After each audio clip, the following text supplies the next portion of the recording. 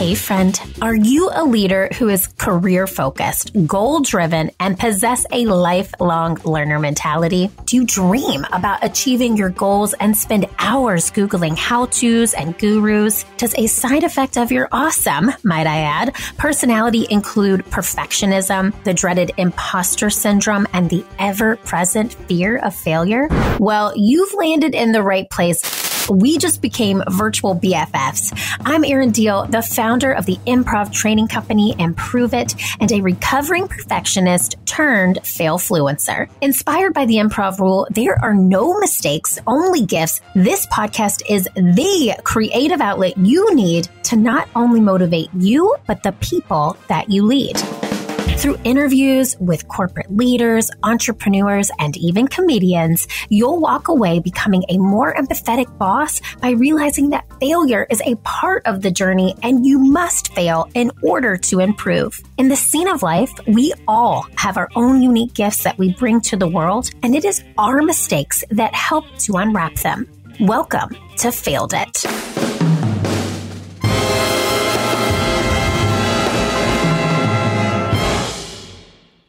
Hey, Failed It fam. Today's guest is so stinking cool. She is going to take us to new heights and also push us to climb our own mountains. Please welcome life coach, career coach, TEDx speaker, and Outfluencer, Sara Safari, to the show. Welcome, Sara. Hi, Erin. Oh my God. Okay, first of all, I have so many questions for you, and we were chatting before we hit record. You are fascinating, and the work you do, the people you support and that you serve are just so exciting. So I'm so excited for you to share your journey, your fails, all the things with us today. I'm going to give the Failed It family your bio, and then we're going to get to failing it. Are you ready to feel all the love, Sara? Because you're awesome. Are you ready? I'm ready. Thank you. You're welcome. Okay, so Dr. Sara Safari is an author, speaker, mountain climber, college professor, electrical engineer, and advocate for women empowerment. She's received the award for the Global Citizens from the United Nations Association in 2015. She's a board member and director of development in Empower Nepali Girls Foundation. She has also received the award for outstanding practice with broad impact in the area of women and leadership from International Leadership Association in 2017. Sara will be the first Iranian in history to climb the 7 summits, the 7 highest peaks in each continent. She is climbing to raise funds for 7 organizations who are empowering women. Sara, I'm speaking for myself and the Failed It family. What an honor to have you on the show, and thank you for the work you're putting out into the world. Thank you. It's such an honor to be able to connect with so many strong, amazing, powerful women around the world and hear their stories. So I feel honored and privileged that I have this opportunity. Oh my God. All right. Well, I'm going to stop being so blah, blah, blah. I'm excited because I am. I'm just so stinking excited. I think you have so much to share with us. I know you do. I've listened to your story. I can't wait for our Failed It family to hear it. But before we dive any deeper, this is just a fun question. What's one fun fact about you that we couldn't find on your website, your LinkedIn profile, your bio? What's something that we don't know about Sara yet? I am a creative cook. I love cooking. I combine all kinds of recipes from Italian, Persian, Mexican. I always come up with a new dish. I just love cooking. I'm a foodie. What's your favorite dish to cook?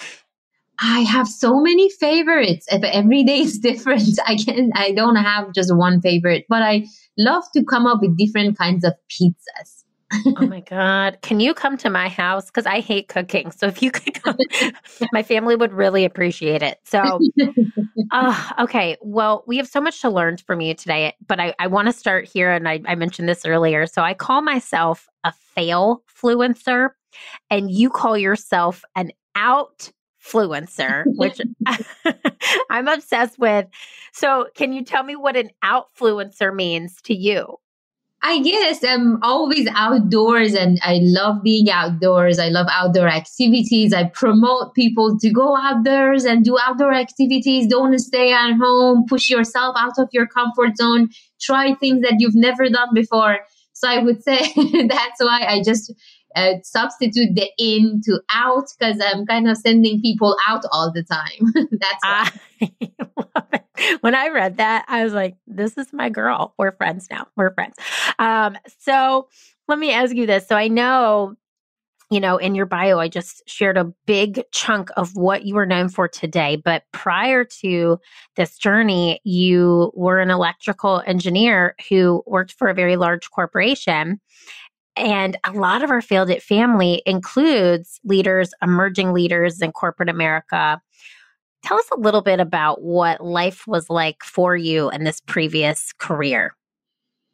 Yeah, I studied electrical engineering and I used to really enjoy doing a 9 to 5 job, making friends. But then after a while, I just thought it's very limited. And I felt like I'm going to be only doing that certain specific jobs, certain specific projects, meet only specific people for the rest of my life. And I'm making a difference by optimizing a lot of devices, electronics in the devices, and designing new instruments that people use. It's going to make their life better. But I miss interaction. I kind of want to be more with people, do something out there, not just being inside my cubicle in front of my laptop all the time.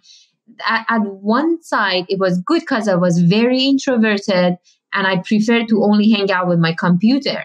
But at the same time, I saw it as a missing. I saw extroverted people out there, people who are doing activities that I couldn't even imagine before. Because I grew up in a family, they gave me 2 options. They said, you're either going to be an engineer or a doctor, choose. And I hated blood. So I'm like, I don't know what to do with blood. I have only one option.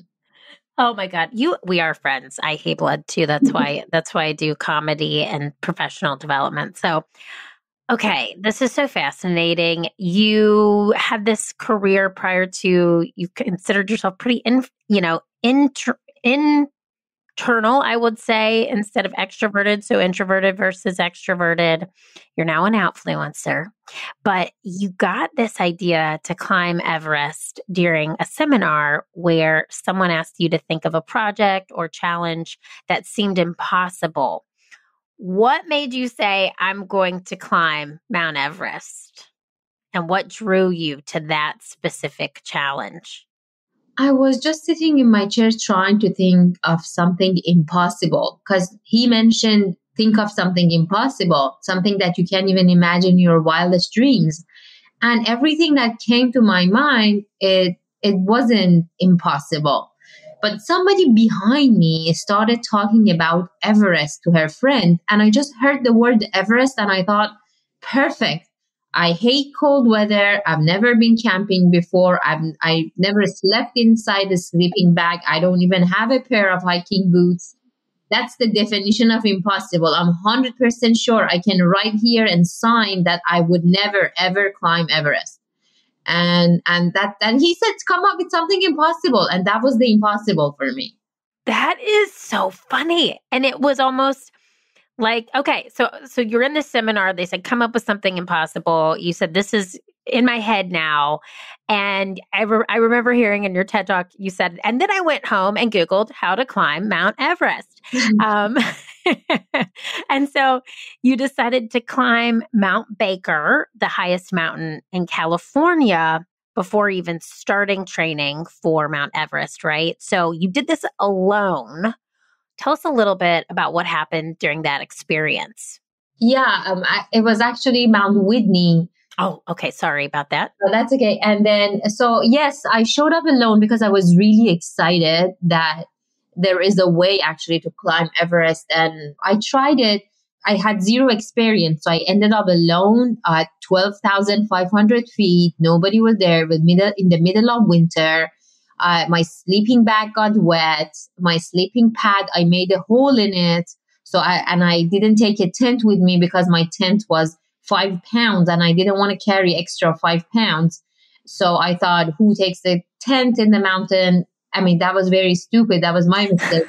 Don't do it. People who are listening to me here, don't do it. But and then that was it. That was a very kind of important moment in my mountain climbing because I thought that I'm dying on that elevation. It was my first time being on that elevation. I couldn't breathe properly. I was gasping for air. I was cold and I thought I'm dying. Is that where the video was made, where you show your last, couple of sentences, what you thought was your last sentences, or when did that take place? Yeah, exactly. That's the moment that I took that video from my TED Talk that I say, I'm dying. I'm apologizing to my parents for making a mistake. I'm saying that I'm so sorry for doing that. And I'm saying that I love them and all the things that you say when you want to say goodbye to your loved ones. I said all of it. And then I'm cold. I don't want to be here and all of that. And somehow I didn't die that night, which is a long story. I was exercising inside my sleeping bag to keep myself warm. And then finally at 7 a.m. when I saw the sun, I started running down the mountain because I thought, wow, somehow I survived. Now I need to make sure that I find my way back to the bottom of the mountain, which I got lost a bunch of times. I was inside the snow up to above my waist and I had to dig myself out. But then finally I found my way down the mountain and I rescued myself. Wow. Okay. And just for the Failed It family, if you haven't seen her TED Talk, number one, we're going to link to that in the show notes. So the TED Talk is obviously a video, but there is a video that she plays inside of her TED Talk that actually shows what we're talking about right now, where she thought it was her last days on Earth and she recorded it on her iPhone or her her phone, and played that for the TED Talk audience and therefore for us. So everyone should watch it. It's so interesting and so amazing that you had this experience. And then you said, I'm still going to try to climb Mount Everest. That would have been enough for me. I'm not going to lie, Sara, that you kept going. Okay. So then you talk about the transformation so after this experience, you went under this transformation and you trained and you prepped. Talk to us a little bit about this experience of training and then how you were introduced to the man who founded the organization Empower Nepali Girls. Can you tell us a little bit about that? And I also want to know within that, what drew you to this organization? And how did that impact your goal of climbing Mount Everest? Lots of questions within one question here, but just tell us a little bit more about that experience. So that night on the mountain that I thought I'm dying, it was very important and transformational because I always had a fear of being alone, fear of extreme cold, fear of darkness, and surviving in 12 hours of darkness, extreme cold, being alone on the mountain. I realized that how I allowed my fears to stop me in my life. And that turning point happened when I decided not to allow my fears to be so powerful and decide for me and make a decision for all these little things that I want to, little or big things that I want to do in my life. So that was the turning point because I faced my fears that would stop me most of the time in my life. And then moving from that, I climbed a bunch of other mountains, but I never made it to the top of any of the mountains. So I decided to quit mountain climbing and sell all my gear. And the same day that I was taking pictures of my gear to post them on eBay and sell them, I got a new job offer, which was teaching electrical engineering and computer science at California State University, Fullerton. And I started teaching as a new teacher. I didn't even have time to train for anything. I couldn't even go to the gym anymore. And that was when I decided to completely forget about climbing Everest. But 3 weeks into teaching, I was asking around and looking for people who go hiking with at least. So I asked other faculty, and somebody introduced me to Dr. Cutler, who is the founder of organization Empower Nepali Girls. And when he shared with me about the girls who become victims of human trafficking or are forced to get married at a very young age, and he told me the story of how he went to Nepal 20 years ago, and he realized that the girls become victims of human trafficking. There is this belief that men who are HIV positive, and they think that if they sleep with a virgin girl, their HIVs get treated and they get well. So they buy the girls really cheap, like $50. The girls get raped, they get diseases, and even if they survive and somehow go back to their villages, they can never have a normal life. So when I heard that, I couldn't go back to my normal life knowing this is happening on the other side of the planet. I mean, this was like 20 years ago. Now it is not as bad as back then, but at least there are some traces of it. And just that's when I renewed my Everest climbing promise, which was I promised the organization that I am gonna start climbing for Empower Nepali Girls to raise $1 per foot of any mountain that I climb, including Everest. And I promised that I raise $1 to provide per foot to provide for the girls to continue their education. And that gave me like 1,000 times more motivation. I was very heartbroken, but I used that energy of sadness and anger and frustration that this is happening on the planet. I turned all of it into excitement, into fundraising and climbing and training again so that I could help the girls. And that was another turning point for my climbing career. Oh my, you are amazing. I mean, a lot of people hear sad things that go on in this world and they don't take action. And this story resonated with you so much that you said, I'm going to actually take action, do something about it, and I'm going to make a difference. And so you were doing now, you're a professor, and you're back in your training now since you've started to start, raising money for this foundation. And you decided from this now to climb Everest as one of those fundraising opportunities. Is that right? Yeah, it resonated with me because I grew up in Iran. And like a lot of people might hear about this cause, but what really inspired me was that I grew up the same way as these girls, and I want them to have opportunities the same way that I didn't have opportunities, that my little sisters didn't have opportunities, that my mom and my aunt. And I didn't want that to continue happening on these other girls on the other side of the planet that I wouldn't even speak their language. But I knew the feeling of not having opportunities and wanting to do more and not being able to. And that frustrated me so much that I was kind of secretly helping my little self and my little sisters back in any countries who were experiencing such a thing. I was kind of saving all of us from it by doing that. It was very personal for me. I was feeling it with every cell in my body that I'm doing this because I wanted somebody to do this for me back when I was little. And now that I can't, I have to do it. It was a responsibility. It was some sort of saving myself.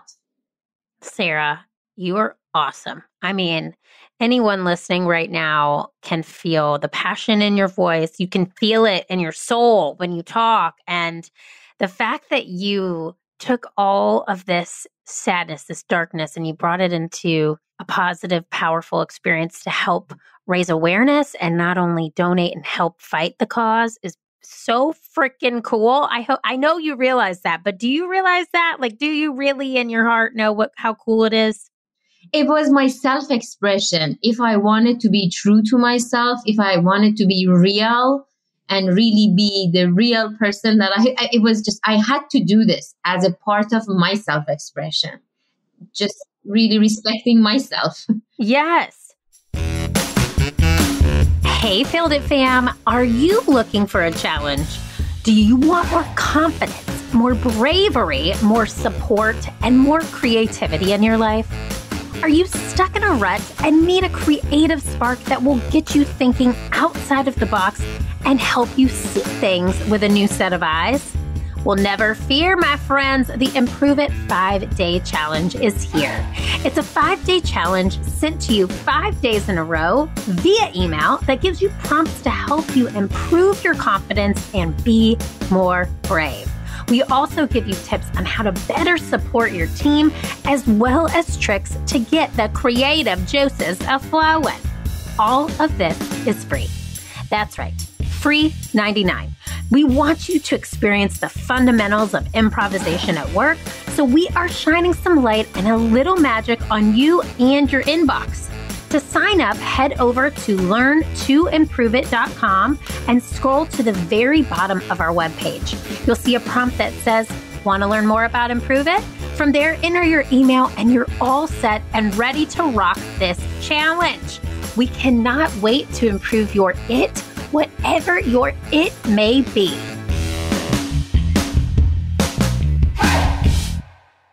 I want to parlay this into, as you know, you're on the Failed It podcast, and we get this notion that failure isn't a fail, it's a gift. It comes from improv comedy, which is what I live and breathe by, and I'm a founder of a company called Improve It. We use professional development, or we use improv to train professionals on soft skills, and that one of the biggest tenets is no mistakes, only gifts. That is what we preach on stage. I want you to tell us a little bit about one of the biggest gifts, or AKA fails, that you encountered during your trek of climbing Mount Everest, and then what you learned from that. Tell us a little bit about that through the lens of your failures. I have plenty of failures, and at the beginning, maybe I made it mean like this is something negative for me, but throughout the time, I made friends with them, and it became a part of success for me.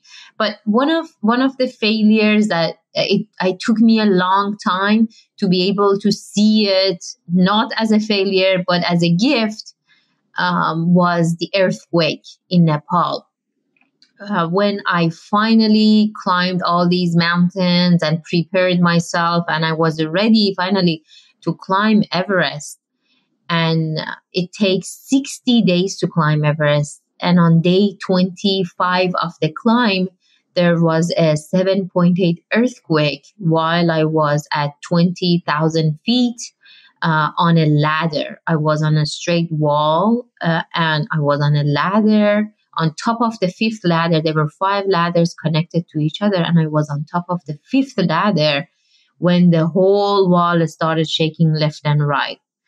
And imagine I just raised a lot of money for the girls to continue their education, and then a 7.8 earthquake in a country like Nepal that most of the buildings, they don't even have a plan, like a building plan. They just a bunch of rocks on top of each other.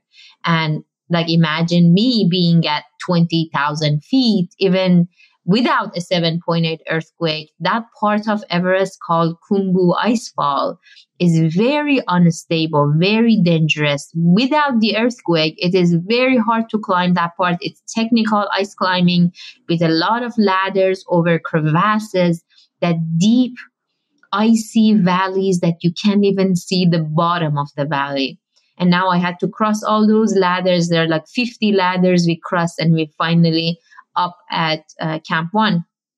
And I was there when the 7.8 earthquake struck us, and I saw death. I was at one point, I was sure that this isn't the end of it and I'm going to die. There's going to be avalanches. There were avalanches, and none of them on me. It was around me. And I thought, they're going to hit me. I'm going to fall down. I'm going to be buried alive under the snow, and nobody can ever find my body. And that was the failure, because I was dying and all the money that I raised are going to nowhere, because there's no schools anymore that the girls can continue their education. And it was a double failure, and it took me a long time to get over that trauma. And obviously I didn't die that day, but when I came back down, I finally, after 8 days of rescue, we came back down to Kathmandu, which is capital of Nepal. 10,000 people died that day. And I was extremely angry and worried because I just raised money for the girls to continue their education. Now they don't even have a home. They don't even have a school. They don't even have food or water or restroom, nothing. And now I had to go search for them and make sure they're even alive. So that was, it took me a long time to be able to see that failure as a way that I can give even more back to that country, to those people. I was extremely traumatized, but finally there was the start of it. I think it was like maybe a few months after the earthquake, which we sent a group of people. While I was very traumatized, I did a bunch of fundraising events, and I have those videos and pictures, and I'm looking at myself, I feel like I'm only half present. Like my other half was still in Nepal dealing with the situation and being with the girls. I felt guilty that I'm here even. I felt guilty that I'm alive because 10,000 people died on that day. And then after that, after a few months, I was telling one of my friends that I'm really angry. I'm really upset. I don't understand this. Why this happened? Why to me? Why to the girls? They already had a really bad life. They didn't need a 7.8 earthquake. And I'm like, I trained so hard. It was 750 days. I went to the gym twice a day. I was ready to make it. I was just really angry, really frustrated, and really upset. And he said, even a 7.8 earthquake at that elevation on Everest couldn't stop you. You're still fundraising. You already, while you're traumatized, you already had 5 fundraising events and all your girls are alive. What else do you want? And it completely changed my view. I just saw it in a different light. And that sorry. You do not be sorry. I am sitting here listening intently, and I know everyone listening at home is also. And wow, Sara, that is crazy.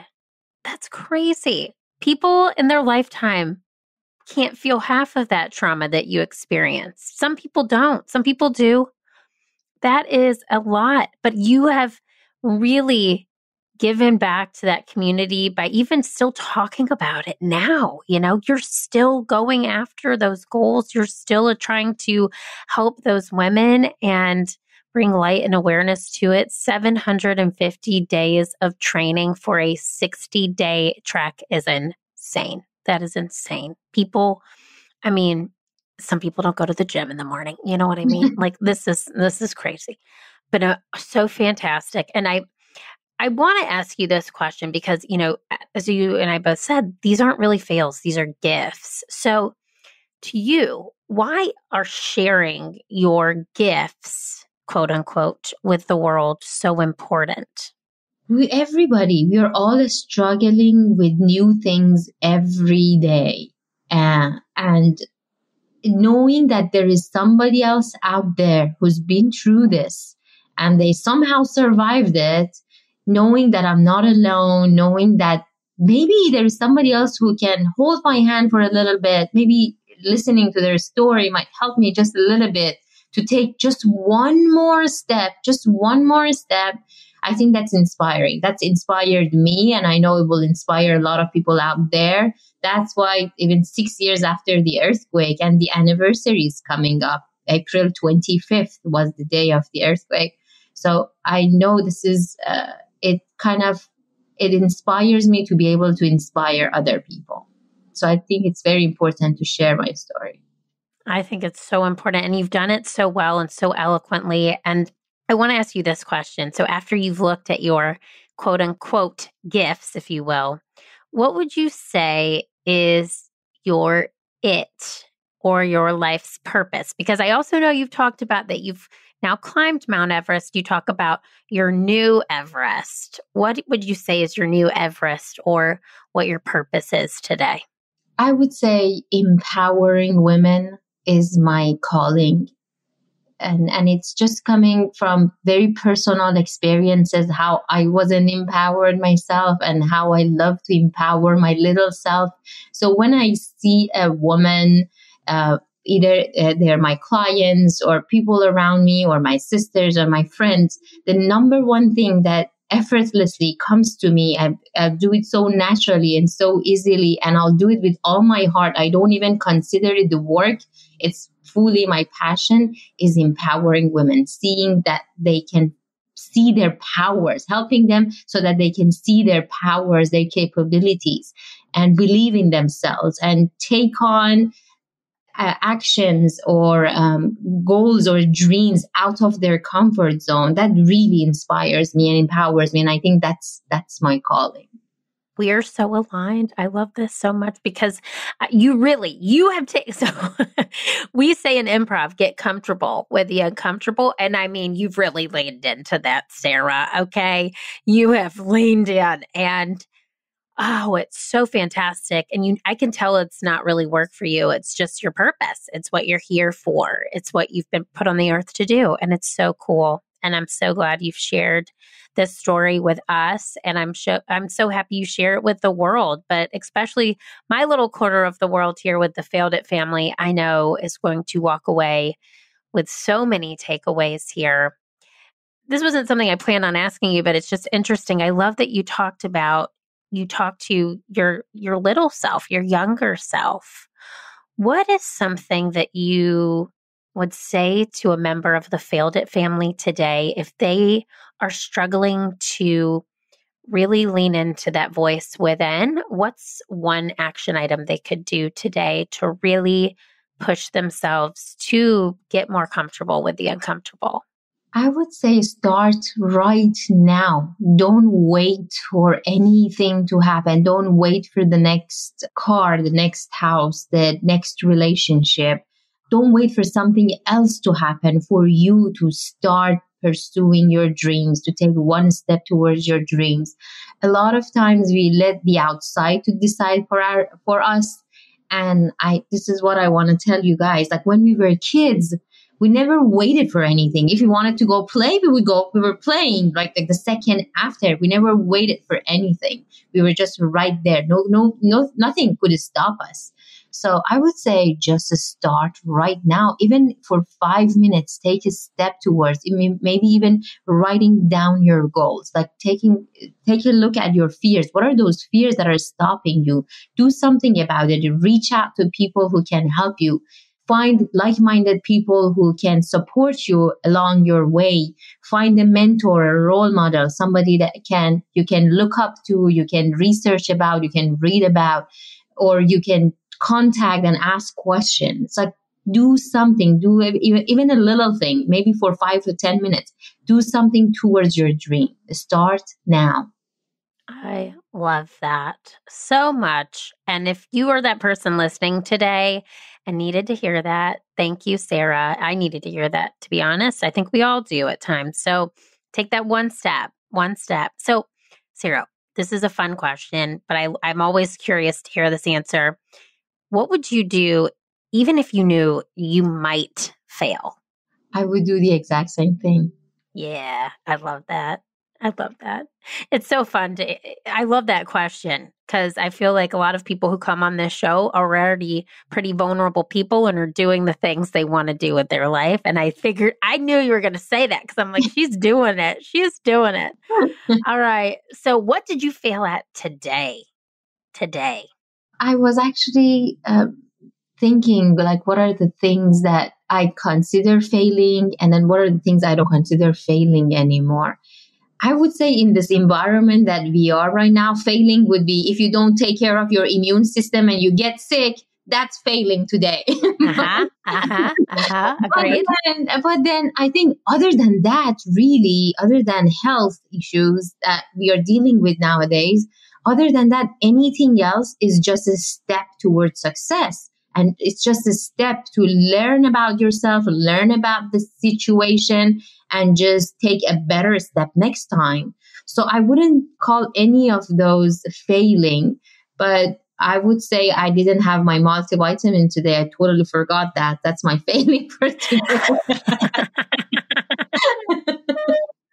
And that is okay. That is okay. We're all taking steps towards goals. And you know what's so funny? It's like health is wealth now, right? Like it's so crazy how I feel like we used to just like touch everything, jump on a plane, not think about all the, people who've sat there before us. And it's just important to keep ourselves and our immune systems alive. But I agree. I had somebody ask me the other day, they're like, what's the difference between risk taking and failure? And I said, there is no difference. They are the same thing. If you take a risk, you have to be okay with the outcome, could be failure, right? Mm-hmm. So, yeah.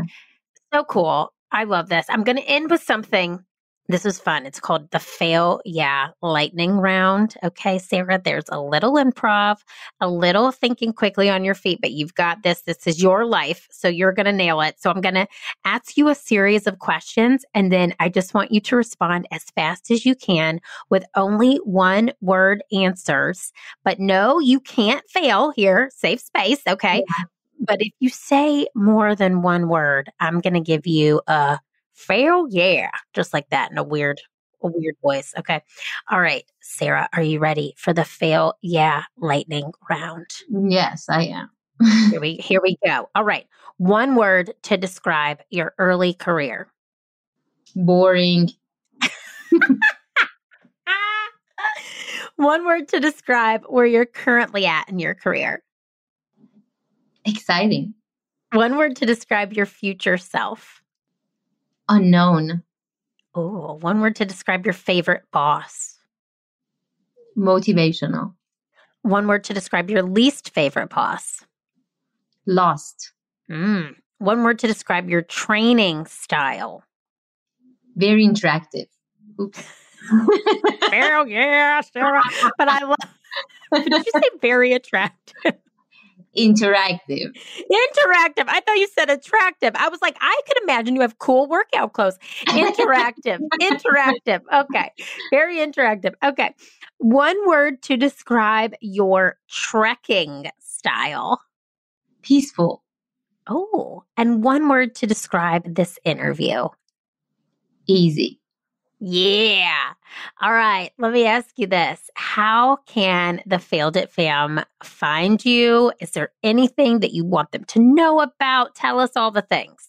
Yes. My website, sarasafari.com, Sara, no H. You can find all my social media information if you want to find me on Instagram, Facebook, Twitter, anywhere. And nowadays, Clubhouse. Other than that, I have this professional development workshop and boot camp that I like to invite all of you to take a look at it on my website. It is coming up in May. The next one is a 3-day one in May. Let me know. You can go to actually sarasafari.com/I want to climb my Everest. And then you can write down your name, your email, and why do you want to climb your Everest and what is your Everest? Or if you don't know your Everest, tell me more about yourself. And then you can even make a 15-minute call with me. And then we can talk about your Everest and how to explore your Everest, to find your Everest. And we can start climbing it together.